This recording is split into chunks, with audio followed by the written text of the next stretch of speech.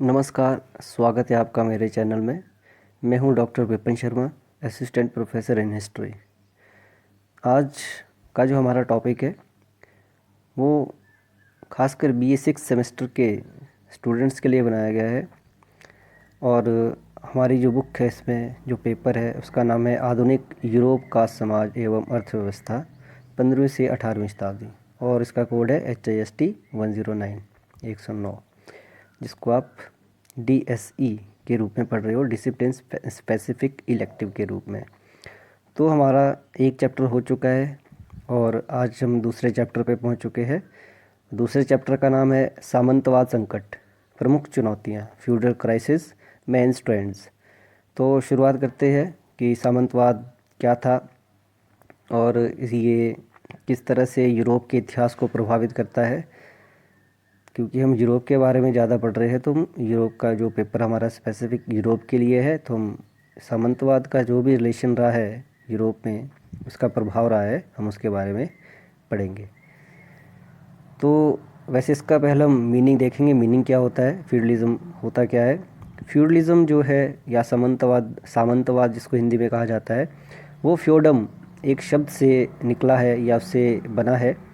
और ये शब्द जो है लैटिन भाषा का है और इसको फर्दर ट्रेस जो है जर्मन और अरबिक भाषा से किया जाता है कि शायद जर्मनी जो जर्मन भाषा है और या अरबिक भाषा है, उससे ये लैटिन भाषा में शामिल हुआ ये वर्ड, और फिर लैटिन भाषा से इस शब्द को अंग्रेज़ी, फ्रेंच, स्पेनिश, बाकी भाषाओं ने अपनाया। तो फ्यूडम का जो मतलब है, तो 8वीं शताब्दी में फ्यूडम का जो मतलब था वो था भूमि का टुकड़ा। ठीक है, तो पीस ऑफ लैंड। तो भूमि के टुकड़े से ही, मतलब जागीर हिंदी में इसको कह सकते हो आप, तो जागीर से ही ये फ्यूडलिज़म शब्द बना है, सामंतवाद शब्द बना है। और इंडिया में सामंत शब्द कहाँ से आया है कि ये सामंतवाद एक ऐसी व्यवस्था थी भारत में भी जो लगभग हर्ष की मृत्यु के बाद शुरू हो जाती है, या अर्ली मिडिएवल पीरियड जो था, मध्यकालीन भारत का आरंभिक पीरियड, उसमें जो राजपूत शासक थे, उन्होंने वो जो शासक हुआ करते, सम्राट हुआ करते थे, उनके अधीन जो उनके अधिकारी हुआ करते थे या जो गवर्नर हुआ करते थे, रीजनल गवर्नर हुआ करते थे, उनको वो सामंत कहकर पुकारते थे, या वो उनकी उपाधि सामंत, महासामंत इस तरह से हुआ करती थी। तो उसी शब्द से भारत में या हिंदी में सामंतवाद शब्द का अर्थ निकलता है। तो हम देखेंगे कि सामंतवाद है क्या चीज़। तो W.T. हेन्स के अनुसार feudalism was a system by which lords granted their vassal land in exchange for military service and personal loyalty. तो हिंदी में हम इसको देखें कि सामंतवाद वह प्रथा थी जिसमें लॉर्ड अपने अधीन सामंतों को सैनिक व व्यक्तिगत वफादारी के बदले भूमि अनुदान में देता था।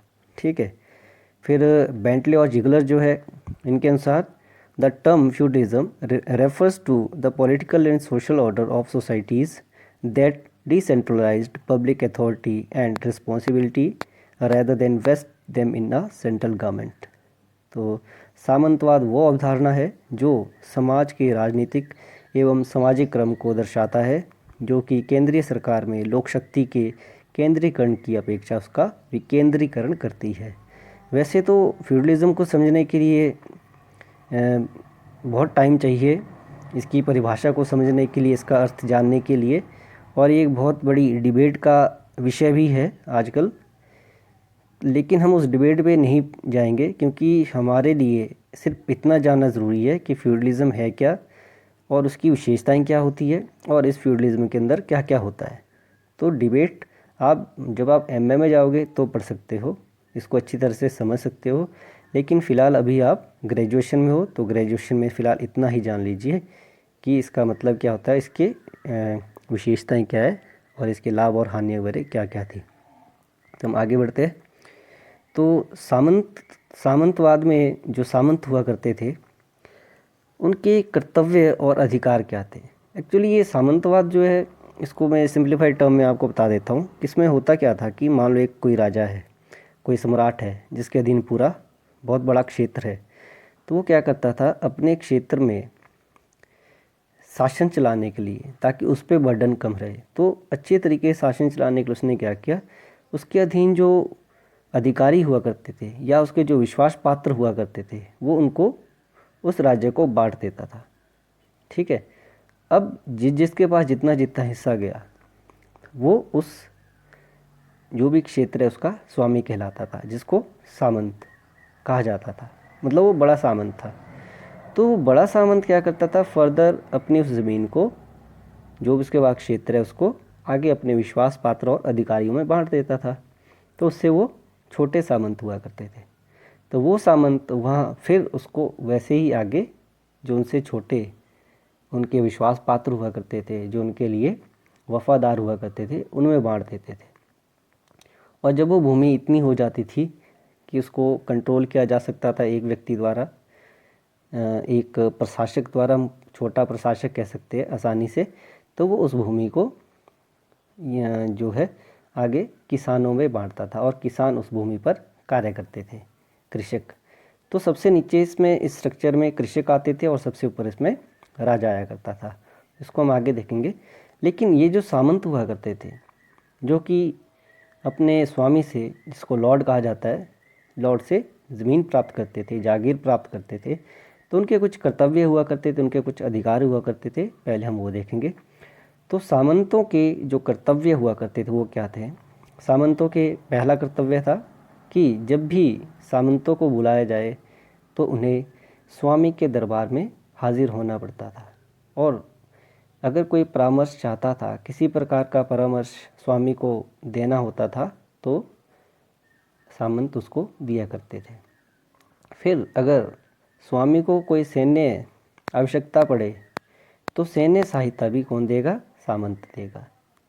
फिर मान लो कोई विशेष अवसर है, विशेष अवसर जैसे सम्राट जो है उसका, या जो स्वामी है उसका बर्थडे है, जन्मदिन है ना, उसके घर में कोई विवाह है, उसकी पुत्री का या पुत्र का विवाह है, तो ऐसे बड़े जो ओकेजन हुआ करते थे, बड़े जो अवसर हुआ करते थे, तो उस समय स्वामी को सामंत भेंट भी दिया करते थे। ठीक है, उसको गिफ्ट दिया करते थे। फिर अगर जागीर का कुछ हिस्सा बेचना है, किसने बेचना है, अगर किसने बेचना है उसको, अगर सामंत उसको बेचना चाहे तो उसको पहले अनुमति ही लेनी पड़ेगी, अदरवाइज़ वो नहीं बेच सकता था। तो ये इनके कर्तव्य थे। इसके अलावा इनके कुछ अधिकार भी थे, क्योंकि इनके पास जो ज़मीन मिल गई है उस पर इनका कई तरह का अधिकार भी हुआ करता था, तभी वो उस ज़मीन को संभालेंगे, अदरवाइज़ क्यों संभालेंगे। ठीक है, तो आपने ये ध्यान रखना है। तो इनके जो अधिकार थे, सबसे अधिकार था सबसे पहला कि क्योंकि वो उस क्षेत्र का एक प्रकार से मालिक हुआ करता था, तो इसलिए वो सबसे शक्तिशाली व्यक्ति उस क्षेत्र का माना जाता था। फिर सेना का रखरखाव जो भी करना है वो कौन करता था, सामंत करता था। सामंत के अधीन एक सेना होती थी, क्योंकि सम्राट जो है बहुत बड़ी सेना नहीं रखता था। जब इसको ज़रूरत पड़ती थी या जो भी स्वामी है, जब उसको ज़रूरत पड़ती थी सेना की, तो वो क्या करता था, वो अपने सामंतों को कहता था और सामंत जो उसको सेना प्रोवाइड करते थे। तो सेना का रख रखाव का काम किसका था, सामंत का। वो उस सेना को बढ़ा भी सकता था, घटा भी सकता था, अपनी मर्ज़ी से सेना भर्ती कर सकता था, अपनी मर्ज़ी से उनको सैन्य सामग्री प्रदान कर सकता था। फिर बाहरी और आंतरिक सुरक्षा उसकी जिम्मेदारी थी कि अगर बाहर से कोई आक्रमण करता है तो सामंत उससे रक्षा करेगा, या उसके अधीन अगर जो छोटे सामंत है उनकी सुरक्षा करना भी किसका दायित्व था, सामंत का, जो बड़े सामंत थे। या आंतरिक या बाहरी कोई भी सुरक्षा हो तो सब सामंत के अधीन हुआ करते थे। इसी व्यवस्था को बनाए रखने के लिए वो न्याय व्यवस्था भी स्थापित करता था, न्यायालय लगाता था, वो शिकायतों को सुनता था, जो भी झगड़े उसके क्षेत्र में हुआ करते थे वो उसका निपटारा करता था। फिर अपने क्षेत्र में वो मुद्रा का प्रचलन भी, मुद्रा का प्रसार भी कर सकता था, अपने नाम की मुद्रा चला सकता था। फिर वो अगर उसके अधीन जो जागीरदार है, मतलब उसके अधीन जो सामंत है, छोटे सामंत है, अगर वो उसकी बात को नहीं मानते हैं या किसी तरह से उसके कहे अनुसार नहीं चलते हैं, तो उनकी ज़मीन छीन भी सकता था, उनकी जागीरों को छीन भी सकता था। तो ये इसके जो सामंत है उनके कर्तव्य और अधिकार थे। फिर सामंतवाद जो ये प्रणाली थी, एक राजनीतिक प्रणाली थी, इसका उदय क्यों हुआ? ठीक है, इसके क्या कारण थे? पहले तो हम देखेंगे कि इसका पहला कारण था समय की मांग। अब समय की मांग कैसी थी? अब हो ये रहा था कि 8वीं शताब्दी के बाद 9वीं शताब्दी के बाद, या हम कह सकते हैं 9वीं शताब्दी की शुरुआत, जो पहला उत्तरार्ध है, उसमें जब शॉलमैन एक राजा था, फ्रांस का महान सम्राट था, उसकी मृत्यु के बाद अराजकता फैल जाती है। उसका साम्राज्य 3 टुकड़ों में बंट जाता है। ठीक है, और साथ ही साथ बाहरी आक्रमण शुरू हो जाते हैं यूरोप में। और यूरोप में कौन आक्रमण करता है? पहले तो जो हंगरी के जो क्षेत्र के ट्राइब्स थे वो यूरोप में आक्रमण करना शुरू करते हैं। और दूसरा जो मुस्लिम साम्राज्य अरब में अभी स्थापित हुआ था, उन्होंने भी यूरोप की तरफ प्रसार करना शुरू कर दिया था। तीसरा, नॉर्वे से भी ट्राइब आना, जो ट्राइब्स है नॉर्वे से भी आना शुरू हो गए थे। तो उन्होंने भी किस पे अटैक करना शुरू किया? यूरोप पे। तो ऐसी स्थिति में यूरोप में बहुत अराजकता फैल जाती है। बाहरी आक्रमणकारी आक्रमण करते हैं, आंतरिक सुरक्षा भी कमज़ोर हो जाती है। तो ऐसे में जो सम्राट थे, जिनके अधीन जितना भी क्षेत्र बचा था, उसको संभालने के लिए उन्हें सामंतों की ज़रूरत पड़ी। तो सामंत पहले से ही थे, लेकिन इन्होंने क्या किया? उनको जागीरें प्रदान करनी शुरू कर दी। तो जागीरें दी, उनको खुश करने के लिए जागीरें दी, ताकि वो सम्राट का समर्थन कर सके। और उनको बहुत सारे विशेषाधिकार दिए, जैसे हमने पहले बात की अधिकारों की, वो अधिकार इनको प्रदान किए गए। तो इस प्रकार एक समय की मांग थी ये, इसलिए सामंतवाद का उदय हुआ। दूसरा, राजाओं के लिए आवश्यक था। राजाओं के लिए आवश्यक इसलिए था क्योंकि राजा ऐसी स्थिति में थे कि जो अराजकता फैल गई थी, उसकी वजह से ना तो वो कर एकत्रित कर पा रहे थे, ना वो प्रशासन ढंग से चला पा रहे थे, ना ही वो जनता की सुरक्षा कर पा रहे थे प्रॉपरली, क्योंकि आक्रमण इतने सारे हो रहे थे। तो ये सारी स्थिति को देखते हुए और उनको जो ज़रूरत पड़नी थी, किसकी पड़नी थी? सामंतों की। क्योंकि सामंत थे पहले से, मैंने आपको पहले बताया, उनके पास हथियार भी थे, उनके पास सेना भी हुआ करती थी। ठीक है, उनके पास क्षेत्र भी हुआ करता था। तो उनका समर्थन प्राप्त करने के लिए तो राजाओं को ये ज़रूरी हो गया था कि उनका अगर समर्थन प्राप्त करना है तो उनको इस तरह की प्रणाली को अपनाना पड़ेगा। तो ये सामंतवाद के उदय के कारण थे। फिर देखें कि इसका प्रसार कैसे हुआ। पहला तो हम शॉलमैन की बात करेंगे। शॉलमैन जो है वो कैरोलिजियन वंश का शासक था। उसने 768 से 814 तक फ्रांस में शासन किया था। तो उसने अपनी शक्ति बढ़ाने के लिए, अपने आप को और शक्तिशाली बनाने के लिए, जो सामंत है उनको खुश करने के लिए उनको जागीरें प्रदान की, ताकि वो खुश हो जाए। उस समय जो है मनी मार्केट तो थी नहीं, मतलब व्यापारिक गतिविधियाँ इतनी ज़्यादा तो थी नहीं।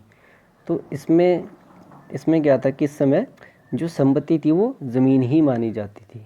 तो एक प्रकार से उसको अगर किसी को खुश करना है तो उसको ज़मीन दे दो और वो खुश हो जाएगा। तो वही स्ट्रैटेजी इसने अपनाई।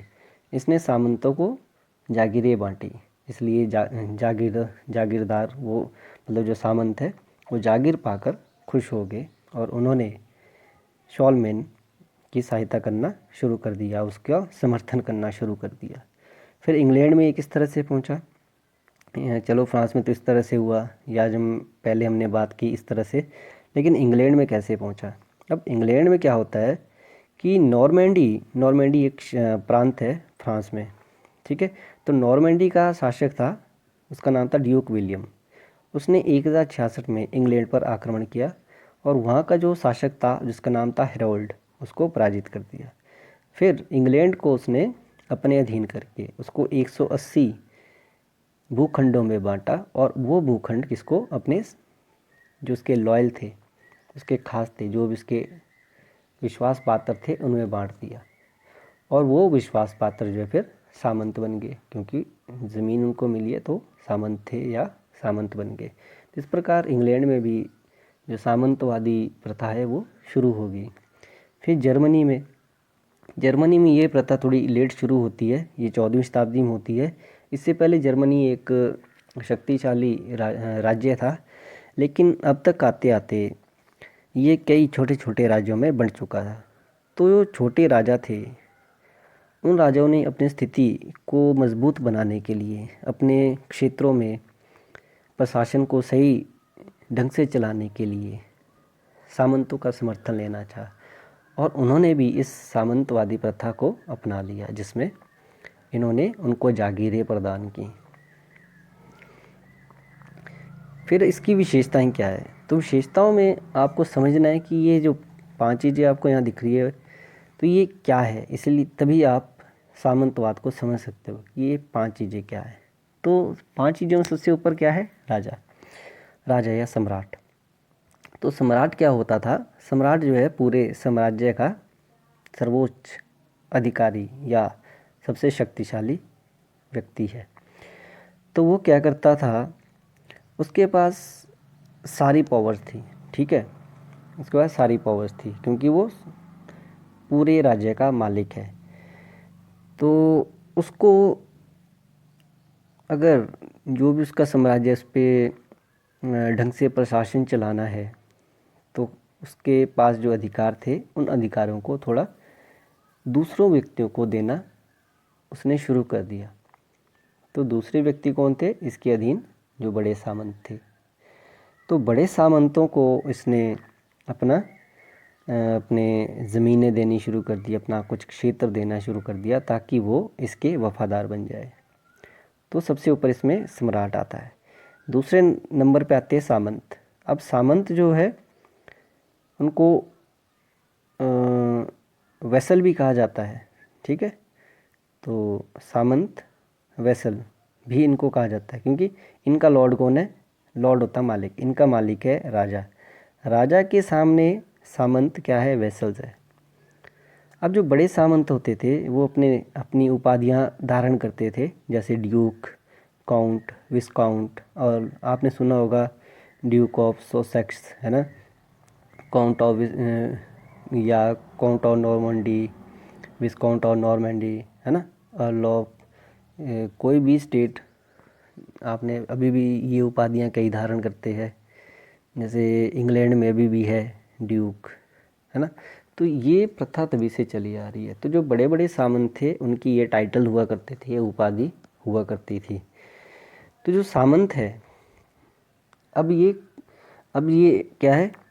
इनके पास वो सारे अधिकार आ गए जो एक राजा के पास हुआ करते थे। तो इनकी अपने क्षेत्र में ये भी एक राजा से कम नहीं थे।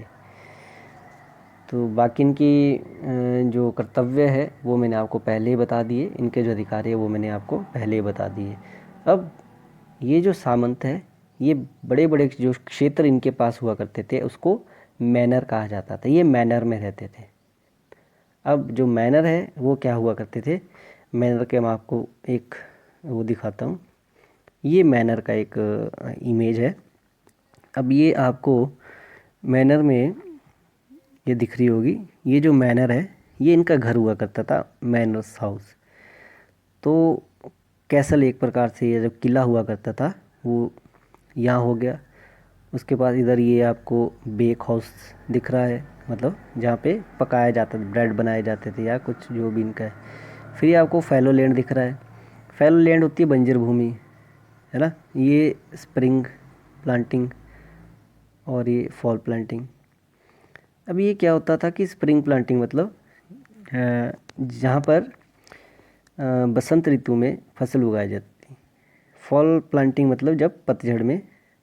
तो स्प्रिंग मतलब खरीफ फसलें, और ये होगी राबी फसलें।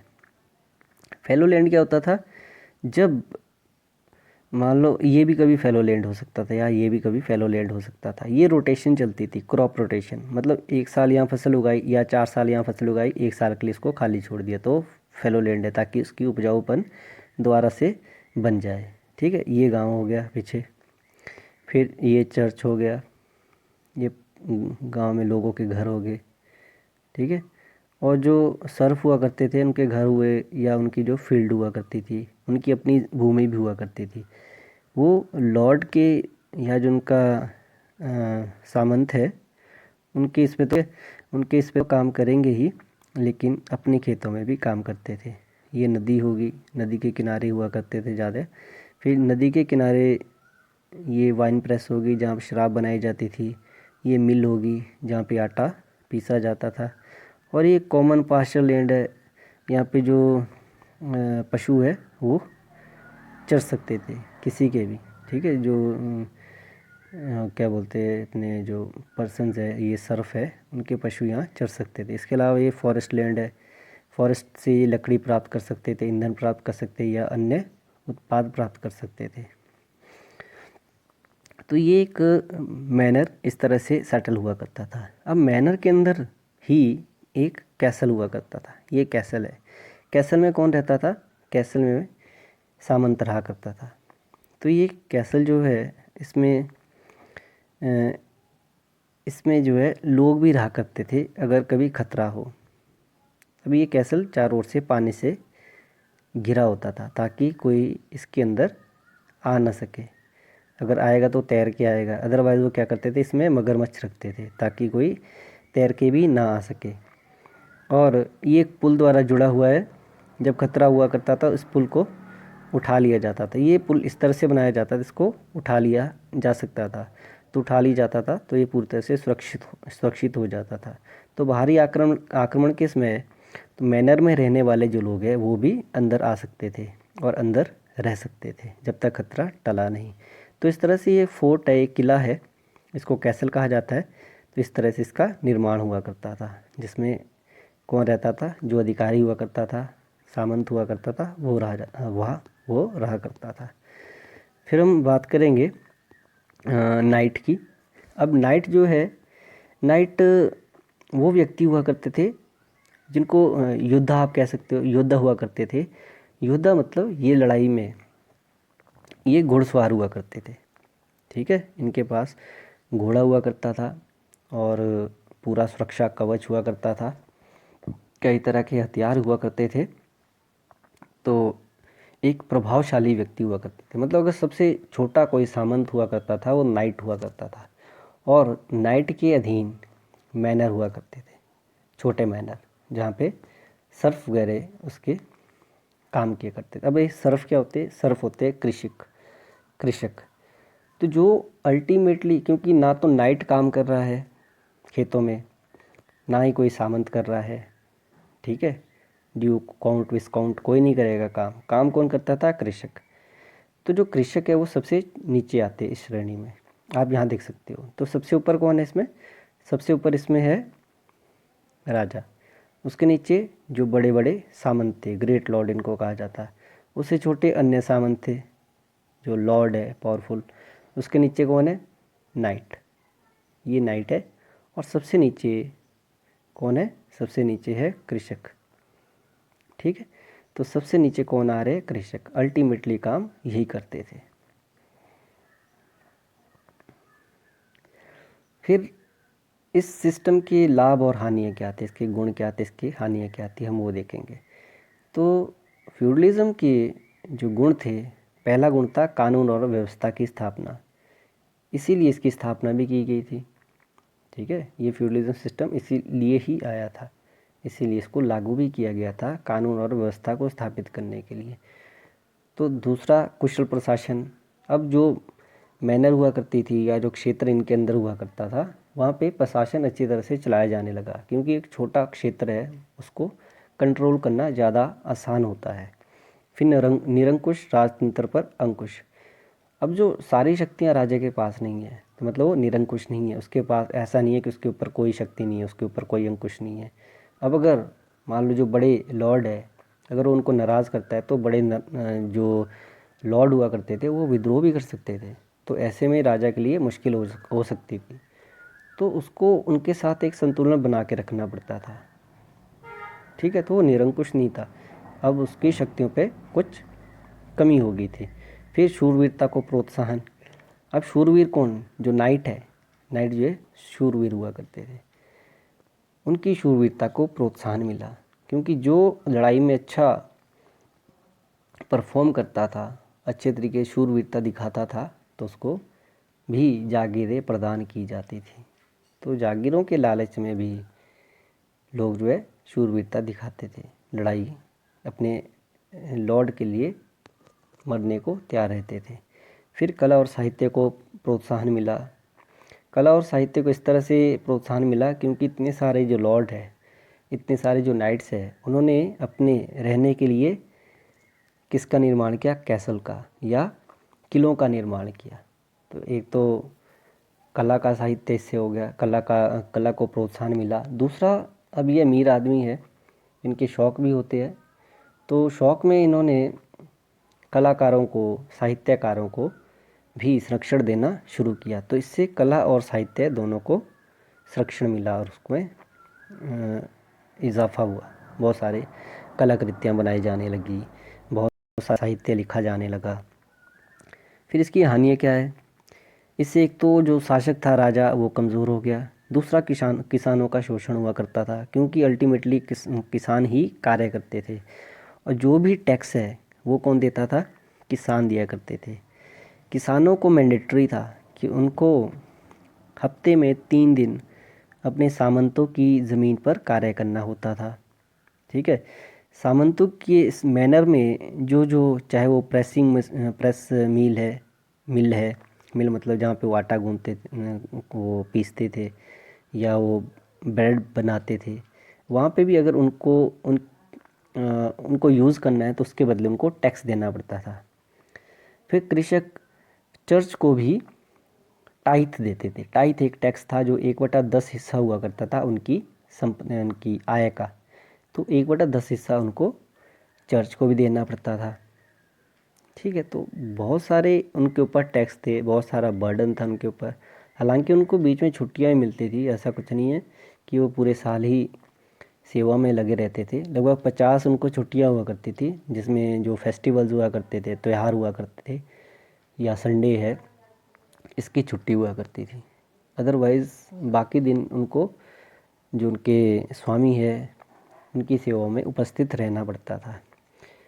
फिर युद्धों को प्रोत्साहन मिला। युद्धों को इसलिए प्रोत्साहन मिला क्योंकि कई बार जो बड़े लॉर्ड्स है या छोटे लॉर्ड है, वो आपस में किसी विवाद पर लड़ लेते थे। अब लड़ेंगे तो लड़ते हुए वो कई बार जो उनके अपने स्वामी, उनकी बात भी नहीं मानते थे, तो ऐसे में युद्ध जो है और ज़्यादा बढ़ जाते थे। तो आपसी युद्ध, आपसी रंजिशें होने लगी, तो इससे युद्धों को प्रोत्साहन मिला। फिर अनैतिकता का प्रसार हुआ। अनैतिकता का प्रसार इसलिए हुआ क्योंकि जो लॉर्ड हुआ करते थे, उनको सिर्फ अय्याशी होने लगी उनको, क्योंकि उनके पास सब कुछ आ रहा है, टैक्स उनको आराम से मिल रहा है, उनकी ज़मीन पर कार्य करने वाले कृषक थे, तो वो अय्याश हो गए। उनका जो कैसल है उसमें कई तरह की विदेशी शराब वो पिया करते थे, नर्तकियाँ बाहर से मंगाई जाती थी। ठीक है, बाधा। अब राष्ट्रीय एकता में बाधा इसलिए थी क्योंकि जो लॉर्ड थे, बड़े लॉर्ड तो चलो सम्राट के प्रति वफादार थे, लेकिन उनसे जो छोटे थे, उनके छोटे जो वेसल थे, उनके नीचे वेसल थे, वो उन लॉर्ड्स के लिए ही वफादार थे। उनका राजा से कोई लेना देना नहीं था। जो उनका स्वामी या लॉर्ड उनसे कहेगा वो वही मानते थे। तो देश के लिए नहीं, बल्कि अब एक क्षेत्र के लिए, एक मैनर के लिए, एक लॉर्ड के लिए उनकी वफादारी थी। तो इसमें क्या हुआ? राष्ट्रीय एकता में कमी आना शुरू हो गई। फिर इसके अलावा और भी बहुत सारी हानियाँ हुई, और उन हानियों के चलते सामंत प्रथा जो है वो धीरे धीरे बिखरने लगी। लास्ट में हम देखेंगे कि जो सामंतवाद था, इसका पतन कैसे हुआ, या इसके पतन के जो कारण वो क्या क्या थे। तो पहला कारण था लोगों की दयनीय स्थिति। जैसे मैंने आपको बताया कि जो सर्फ है वो किस तरह से रहा करते थे, उनके ऊपर किस तरह से उनका शोषण किया जाता था। कार्य वो करते थे, लेकिन इसके बावजूद भी उनको प्रॉपर कई बार खाना भी नहीं मिल पाता था। ठीक है, तो उनकी ना कोई इज्जत थी, और अगर वो न्यायालय जाते तो न्यायालय भी कहाँ जाएंगे, क्योंकि न्यायालय का जो अधिकारी है वो उनका अपना ही लॉर्ड था, अगर वो उसके खिलाफ़ कोई शिकायत करते, उसके सामने शिकायत करते, तो वो तो दंड देगा ही, क्योंकि अपने खिलाफ़ कौन सुनेगा कोई। तो इस तरह से उनकी, और ना ही वो मतलब अपना जो मैनर है उसको छोड़कर जा सकते थे। अगर इस बात की बिना बताए, मतलब लॉर्ड को बिना बताए, सामंत को बिना बताए वो मैनर छोड़कर नहीं जा सकते थे। तो ऐसी स्थिति में उनकी स्थिति जो है बहुत दयनीय हो चुकी थी। इस कारण उन्होंने विद्रोह करने शुरू कर दिए। दूसरा, धर्म युद्धों का प्रभाव।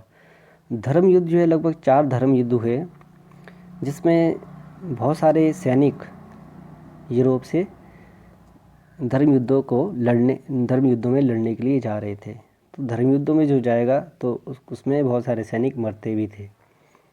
तो बहुत सारे सैनिक, नाइट्स, लॉर्ड जब मरने लगे, तो उनका जो मैनर है या उनका जो क्षेत्र है, वो या तो राजा के अधीन या फिर उनके जो स्वामी हुआ करते थे उनके पास जाने लगा। तो जिसकी वजह से एक रिवर्स प्रोसेस शुरू हो गई। रिवर्स प्रोसेस मतलब जो पहले बांट रहे थे, अब उनके पास वो ज़मीन दोबारा से आ रही है। तो ऐसे में जो रिवर्स प्रोसेस चला, तो राष्ट्रीय भावना द्वारा से उदय होने लगी। तो राष्ट्रीय भावना उदय होने लगी, तो इस प्रकार राष्ट्रीय राज्यों का उदय हुआ। जो राष्ट्रीय राज्य थे, जैसे फ्रांस है, इंग्लैंड है, जर्मनी है, बड़े बड़े राज्यों की स्थापना हुई। बड़े बड़े राज्यों की स्थापना होने के कारण उनके ऊपर जो लॉर्ड्स का प्रभाव हुआ करता था या उनका जो डर हुआ करता था, वो ख़त्म हो गया। उस डर के ख़त्म होने के कारण उन्होंने जो भी उनके खिलाफ़ कोई विद्रोह करता था, उस विद्रोह को वो आसानी से दबा सकते थे। फिर कृषकों के विद्रोह होने लगे। कृषक जो है इतनी दयनीय स्थिति में थे, इसलिए उन्होंने भी विद्रोह करने शुरू कर दिए। खासकर जब ब्लैक डेथ जो 1347 से 1350 तक कहते, मतलब प्लेग था, वो प्लेग फैला था, बिबोनिक प्लेग फैला था यूरोप में। उसके कारण बहुत सारी जनता जो है वो मृत्यु को प्राप्त हो गई थी। तो मृत्यु होने के कारण उनमें वैसे ही रोष आ गया, तो उन्होंने जो है विद्रोह करने शुरू कर दिए। फिर सामंत जो आपस में लड़ते रहते थे, आपसी लड़ाई के कारण उनके संसाधन कमज़ोर हो गए, जिस कारण फिर जो राष्ट्रीय राज्य थे, उनके जो राजा थे, उनका उन पे कंट्रोल करना आसान हो गया, सामंतों पे कंट्रोल करना आसान हो गया। फिर मध्य श्रेणी का उत्थान हुआ। मध्य श्रेणी में जो खासकर व्यापारी वर्ग था, उनके पास पैसा था, धन तो था, लेकिन शक्ति नहीं थी। तो वो सामंतों से हम कह सकते ईर्ष्या भी कर सकते हैं या फिर उनसे नफ़रत भी करने लग गए, क्योंकि सामंत इनसे भी टैक्स लिया करते थे। ठीक है, इनको सुरक्षा प्रदान करने के एवज़ में इनसे भी टैक्स लिया करते थे। तो उनसे निजात पाने के लिए, उन सामंतों से निजात पाने के लिए मध्य वर्ग के लोग राजा से जा मिले और उनको राजा को धन प्रदान करना शुरू कर दिया। तो इससे क्या हो कि राजा भी शक्तिशाली हो गया और मध्य श्रेणी के उत्थान से फिर जो सामंतवादी प्रथा है उसको हानि होने लगी। नगरों का उत्थान ये हो कि कई सारे नगर जो कि खासकर व्यापारिक नगर थे, जैसे Venice, Geneva, Florence, Paris, London, Frankfurt, Amsterdam, Milan, ये ऐसे व्यापारिक नगर थे जिसमें बहुत सारे व्यापारी रहा करते थे। और व्यापार को अगर चलाना है तो स्वतंत्रता होना ज़रूरी है। तो वो ये फ्रीडम चाहते थे और इन नगरों में वो फ्रीडम मिल रही थी। और साथ ही साथ नगरों के उत्थान से क्या हुआ कि उन्होंने उद्योग धंधे वहाँ शुरू हो गए, व्यापार शुरू हो गया, जिस कारण जो सर्फ हुआ करते थे वो अपना मैनर छोड़कर कहाँ आने लगे, इन नगरों में आकर बसने लगे। इन नगरों में उनको रोज़गार मिलने लगा। एक तो उनको इतनी टेंशन थी वहाँ पे, वो ख़त्म होगी, दूसरा उनको रोज़गार मिलना शुरू हो गया। तो इससे क्या हो कि मैनर में जो कृषक कम होने लगे, तो धीरे धीरे वहाँ मैनर की जो पावर है, शक्ति है, इनकम है, वो कम होने लगी धीरे धीरे। फिर मुद्रा का प्रचलन। अब मुद्रा का प्रचलन, पहले मुद्रा नहीं कम हुआ करती थी, मुद्रा का प्रचलन कम हुआ करता था, जिस कारण जो है संपत्ति जो है भूमि मानी जाती थी, सबसे बड़ी संपत्ति भूमि मानी जाती थी। लेकिन अब मुद्रा के प्रचलन से क्या हुआ कि जो संपत्ति है उसका स्वरूप बदल गया।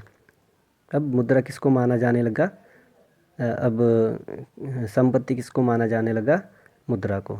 तो मुद्रा के प्रचलन के कारण जो है अब जो वस्तु विनिमय था, जो कि सामंत प्रथा का आधार था, वो ख़त्म हो गया। तो इस प्रकार जो है सामंतवाद को ठेस पहुंची और धीरे धीरे इसका पतन हो गया। तो ये था सामंतवाद। और सामंतवाद आज हमारा टॉपिक ख़त्म हो गया है। नेक्स्ट टॉपिक हमारा पुनर्जागरण होगा, जो हम अगले लेक्चर में करेंगे। तो अगर आपको ये वीडियो पसंद आई है, काम की है, तो आप इसको ज़रूर अपने दोस्तों में शेयर कीजिए और मेरे चैनल को सब्सक्राइब, लाइक और कमेंट कीजिए इस पर। और मिलेंगे अगले लेक्चर में, तब तक के लिए धन्यवाद।